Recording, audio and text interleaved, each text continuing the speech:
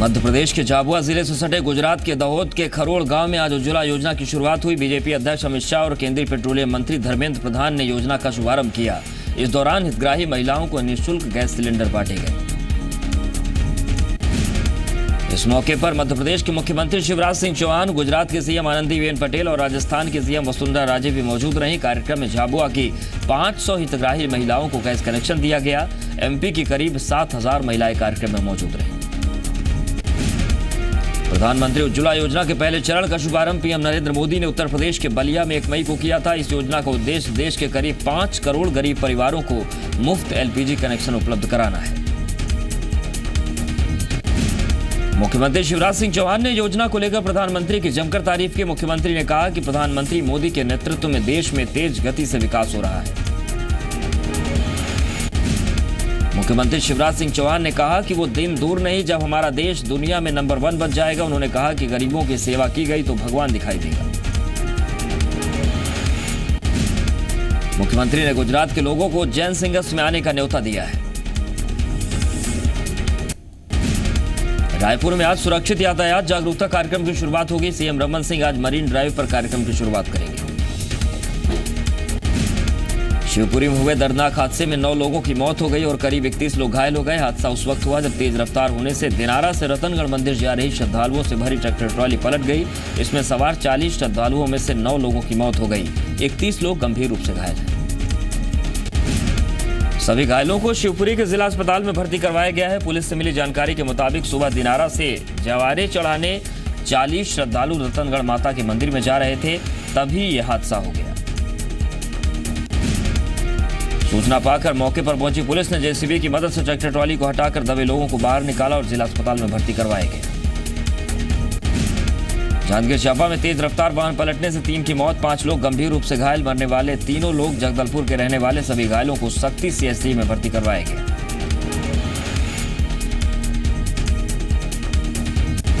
खरगोन में 2 बदमाशों ने शिवसेना नेता पर हमला कर दिया। घटना विष्ठान रोड स्थित नारायण दास कॉलोनी के पास की है।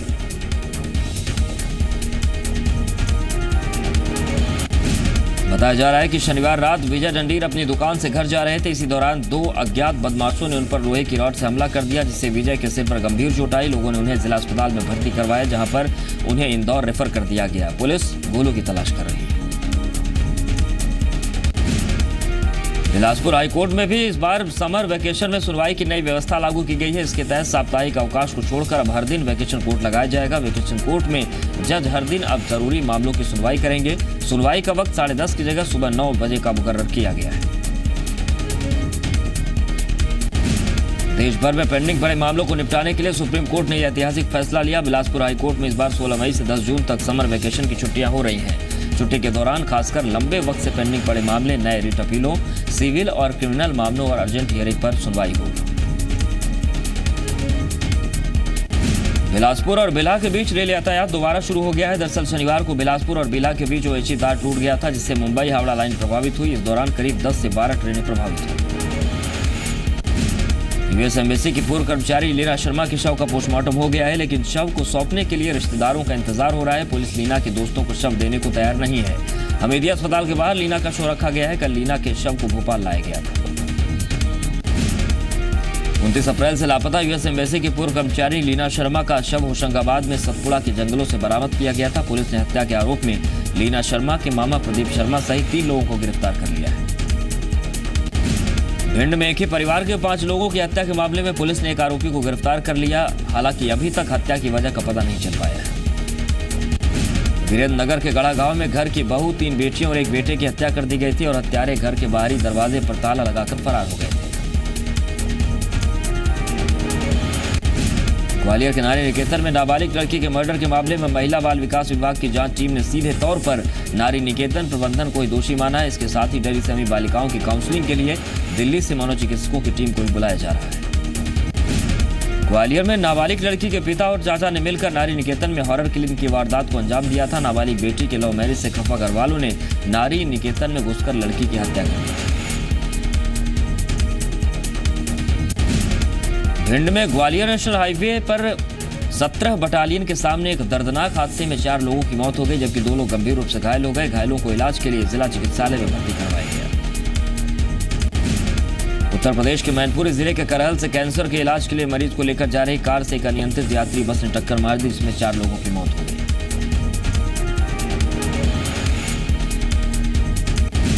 छत्तीसगढ़ में बसों में सफर करना बिल्कुल भी सुरक्षित नहीं है, यह खुलासा हुआ है ड्राइवरों से आई चेकअप में बस ड्राइवरों को कम दिखाई देने की शिकायत सामने आई है।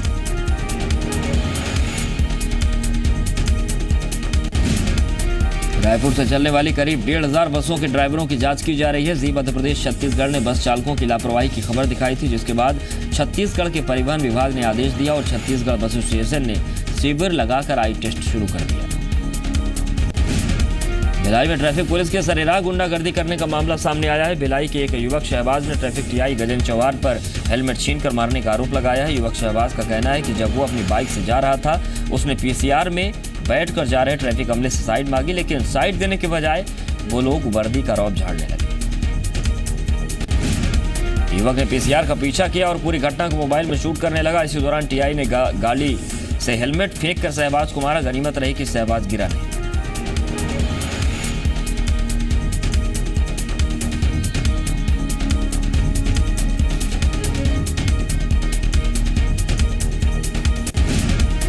दुर्ग में बाल सुधार गृह से 11 मई को फरार हुए तीनों बच्चों को चाइल्ड लाइन टीम ने भिलाई के मरोद स्टेशन से बरामद किया। बच्चों ने बाल सुधार गृह में रहने वाले बड़े उम्र के लड़कों की पिटाई से तंग आकर फरार होने की बात कही है। मामला सामने आने के बाद जिला बाल संरक्षण अधिकारी ने बाल गृह की अधीक्षिका को नोटिस देकर जवाब मांगा है। बाल गृह में अनाथ नाबालिग पीड़ित बच्चों को रखा जाता है। बरामद बच्चों को चाइल्ड लाइन ने सीडब्ल्यूसी को सौंपा था, जहां पर रहने से बच्चों ने मना कर दिया। सीडब्ल्यूसी ने मेडिकल जांच के बाद उन्हें चिखली के आश्रय गृह में रखने का आदेश दिया है।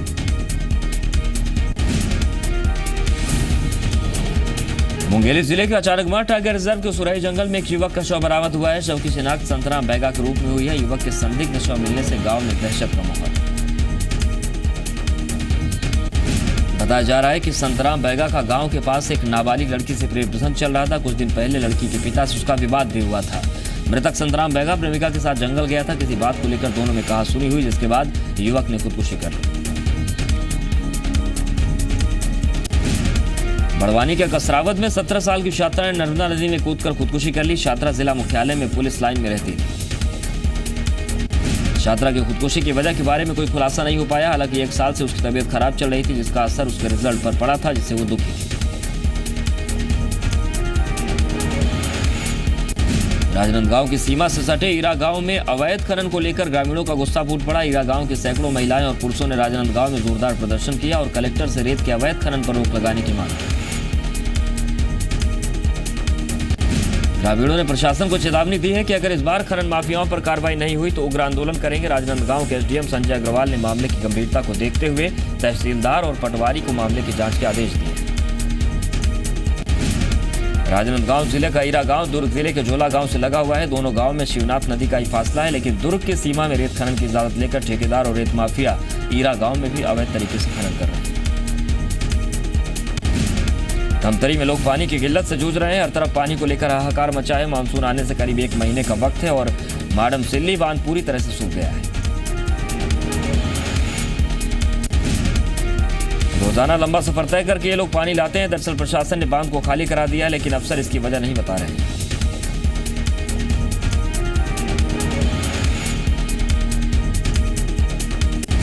शिवपुरी जिले के हिम्मतपुर गांव में गांव वाले अपनी जान हथेली पर रखकर कुएं से पानी निकालने को मजबूर है। गांव वालों को जो मुसीबत है, इस बात से आप समझ सकते हैं कि यहां पर केवल एक कुआं है और इसमें भी गंदा पानी निकलता है। 600 लोगों की आबादी वाले गांव में हैंडपंप ने पहले जवाब दे दिया है। गांव का एकमात्र कुआं, जिसकी गहराई 20 फीट से ज्यादा है, वो भी सूखने की कगार पर है।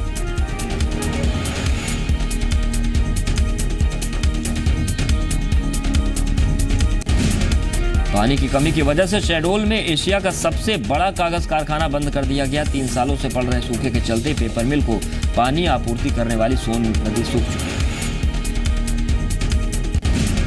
रतलाम में 3 दुकानों में चोरों ने लाखों रुपए का सामान गायब कर दिया। न्यू रोड पर राजीव गांधी के सिविक सेंटर में स्थित कपड़ों की दुकानों से ब्रांडेड कपड़े और गले में रखे 55,000 रुपए उड़ा लिए। बताया जा रहा है कि छत के रास्ते चोर दुकान में घुसे और सबसे पहले दुकानों में लगे सीसीटीवी कैमरे का कनेक्शन काट दिया। रतलाम में एक वाहन चालक को अगवा करने का मामला सामने आया है। सूरज नाम के युवक को 11 मई को अजूबा ट्रेवल्स एजेंसी उज्जैन से ओंकारेश्वर जाने के लिए कॉल आया था।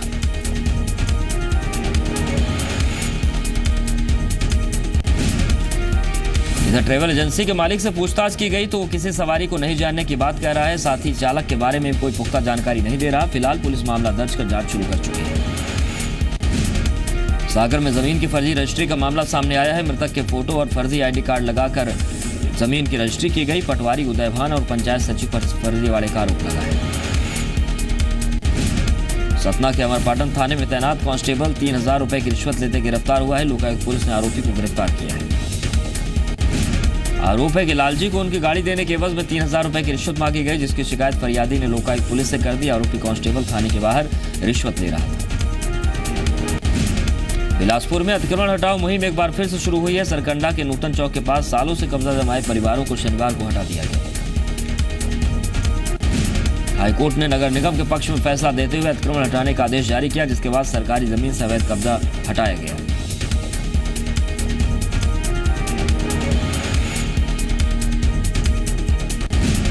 बस्तर के कुमार साडरा रेलवे स्टेशन के टेक्निकल रूम को शुक्रवार की रात नक्सलियों ने आग के हवाले कर दिया। खबर के मुताबिक शुक्रवार को देर रात हथियारों से लैस 4 नक्सली स्टेशन पर आ धमके। नक्सलियों ने स्टेशन मास्टर और स्टेशन टीपी को टेक्निकल रूम से बाहर निकाला और पेट्रोल छिड़ककर आग लगा दी।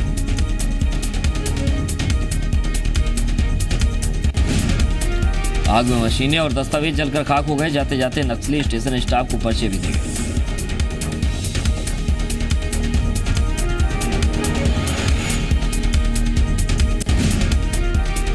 जांजगीर चांपा में एक घर में महिला का शव मिलने से सनसनी फैल गई। घटना जांजगीर थाने के बनारी गांव की है।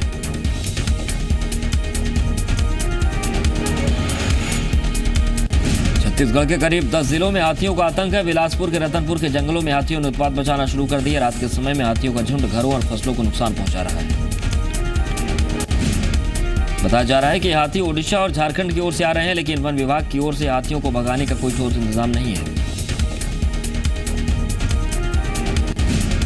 सूरजपुर जिले के चंद्रा गांव में आज एक जंगली भालू ने जमकर उत्पात मचाया। भालू करीब 5 घंटे तक इस गांव में घूमता रहा।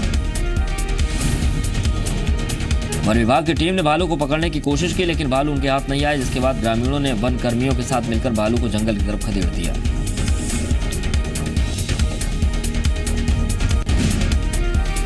कवर्धा के बैजलपुर में सिंघारी के पास एक घायल हिरण मिला है। हिरण का एक पैर टूट गया है। शरीर के बाकी हिस्सों में चोट के निशान है। वन विभाग के कर्मचारी हिरण को अपने साथ ले आए।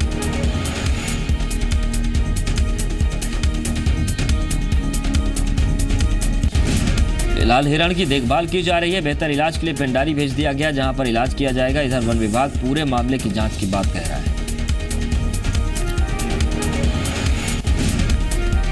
All India anti terrorist front के राष्ट्रीय अध्यक्ष MS बिट्टा एक बार फिर पाकिस्तान पर जमकर बरसे। ग्वालियर पहुंचे बिट्टा ने कहा कि सभी देशों को एकजुट होकर संयुक्त राष्ट्र संघ पर दबाव बनाकर पाकिस्तान को आतंकवादी देश घोषित कर देना चाहिए। बिट्टा ने कहा कि देश के सभी राजनीतिक दल भी आतंकवाद के खिलाफ एक संयुक्त नीति बनाएं। ग्वालियर के पुरातत्व विभाग में एक ऐसे युवक को गिरफ्तार किया गया है जो फर्जी नियुक्ति पत्र बनाकर पुरातत्व विभाग में नौकरी लेने के लिए आया था। अधिकारी की सतर्कता के चलते फर्जीवाड़ा करने वाला युवक गिरफ्तार हो गया। विभाग के एक अधिकारी ने नियुक्ति पत्र की पुष्टि के लिए भोपाल फोन किया तो पूरे फर्जीवाड़े का खुलासा हो गया। युवक द्वारा प्रस्तुत किया गया नियुक्ति पत्र और आई कार्ड दोनों फर्जी थे।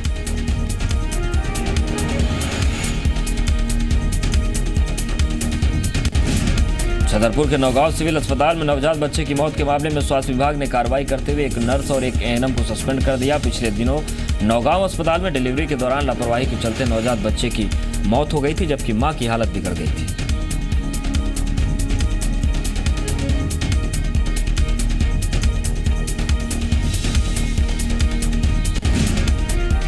सागर डायरेक्टर हेल्थ के निर्देश पर ANM सरिता परिहार और नर्स कल्पना प्रभा को CMHO ने जांच के बाद सस्पेंड कर दिया।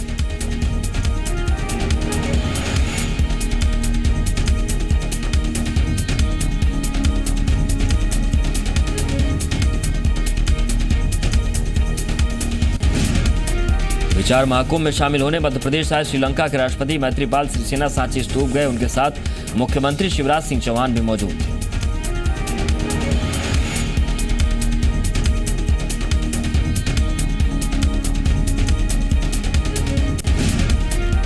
छत्तीसगढ़ में भी राज्यसभा की 2 सीटों के लिए चुनावी सरगर्मी तेज हो गई है। 11 जून को 15 राज्यों की 57 राज्यसभा सीटों के लिए चुनाव होगा।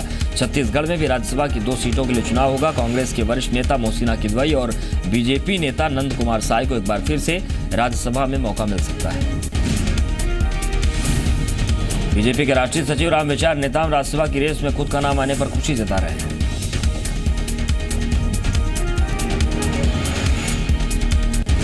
छत्तीसगढ़ के मुख्यमंत्री डॉक्टर रमन सिंह ने उज्जैन में परिवार के साथ बाबा महाकाल के दर्शन किए।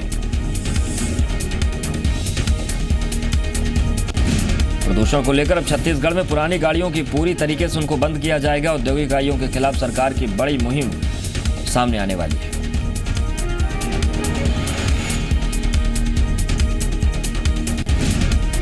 WHO के मुताबिक प्रदूषण के मामले में 7वें नंबर पर आए रायपुर को लेकर मुख्यमंत्री डॉक्टर रमन सिंह ने दावा किया है कि पुराने आंकड़े हैं, नए आंकड़ों से प्रदूषण की स्थिति में सुधार होगा। भिलाई में एक घर को जैक पर उठा दिया गया। मैत्रीनगर स्थित अमित महेश्वरी का घर ढलान पर था, इसी के चलते इसको ऊंचा किया जा रहा है। सीहोर के रहने वाले 12वीं के छात्र राजकुमार सिकरवार ने अपनी बीमारी के बावजूद स्कूल में टॉप किया है।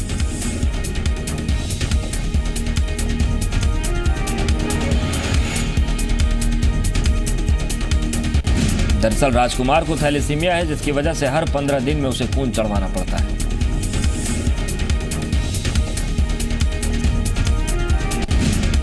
राजकुमार ने बीमारी के आगे हार नहीं मानी और कड़ी मेहनत की। 12वीं में 81.40% अंक हासिल किए।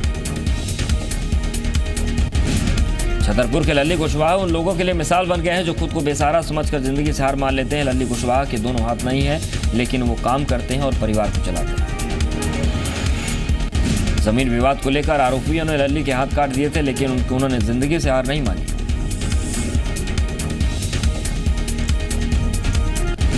लल्ली के बच्चे अब पिता का हाथ बटाते हैं। 60 साल की उम्र में भी लल्ली कुशवाहा पूरे जोश खरोश के साथ अपने सारे काम करते हैं।